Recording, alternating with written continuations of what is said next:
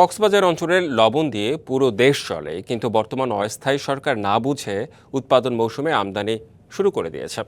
এতে চাষিরা ন্যায্য মূল্য বঞ্চিত হচ্ছে। এভাবে ন্যায্য মূল্য বঞ্চিত হলে লবণ চাষে আগ্রহ হারিয়ে ফেলবে চাষিরা। তাই লবণ খেয়ে যেন কেউ নিমক হারামি না করে, সেদিকে লক্ষ্য রাখতে সবার প্রতি আহ্বান জানিয়েছেন বিএনপির স্থায়ী কমিটির সদস্য সালাউদ্দিন আহমদ। সকালে পেকুয়ার মগনামা ইউনিয়নের ফুলতলা স্টেশনে নির্বাচনী প্রচারণায় বক্তব্য রাখতে গিয়ে তিনি এই মন্তব্য করেন। সালাউদ্দিন বলেন, বিএনপি সরকারে থাকলে লবণ চাষিরা ন্যায্য মূল্য পায়। আগামীতেও বিএনপি সরকার গঠন করলে চাষিদের কথা বিবেচনা করে লবণ আমদানি করবে না।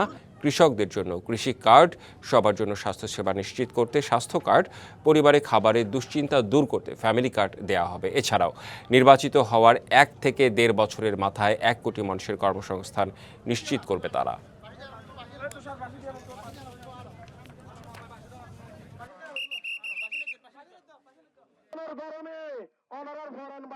বিএনপি যখন সরকারে থাকে এই এলাকার লবণের মূল্য ন্যায্য মূল্য নিশ্চিত করা হয়।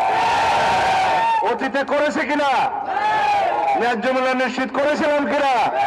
ইনশাআল্লাহ আবারও আপনাদের সামনে কথা দিয়ে যাচ্ছি, বিএনপি যদি সরকার পরিচালনার দায়িত্ব পায়, আল্লাহর রহমতে আপনাদের সমর্থনে লবণের ন্যায্য মূল্য নিশ্চিত করা হবে। নতুন এবং ফিরে আসা গ্রাহকদের জন্য নগদে চলছে ক্যাশব্যাক সহ প্রতিদিন হাজারো উপহার জেতার সুযোগ। হবে আশা আর ফেরা, সারপ্রাইজ সেরা।